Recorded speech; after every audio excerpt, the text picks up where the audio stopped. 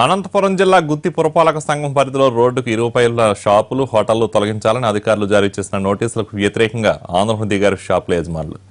గుత్తి R&B house నుండి rally నిర్వహించారు అధికారులు.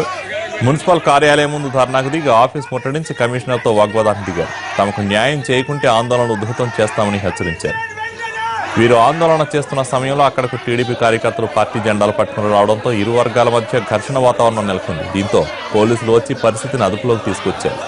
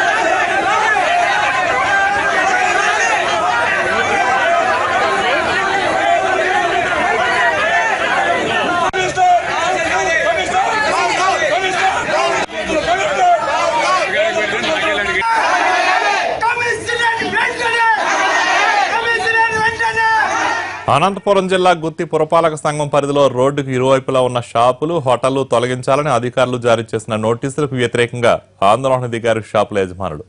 గుత్తి R&B హౌస్ నుండి ర్యాలీ నిర్వహించారు బాధితులు. మున్సిపల్ కార్యాలయం ముందు ధర్నాకు దిగి ఆఫీస్ ముట్టడించి కమిషనర్తో వాగ్వాదానికి దిగారు. తమకు న్యాయం చేయకుంటే ఆందోళన ఉధృతం చేస్తామని హెచ్చరించారు బాధితులు.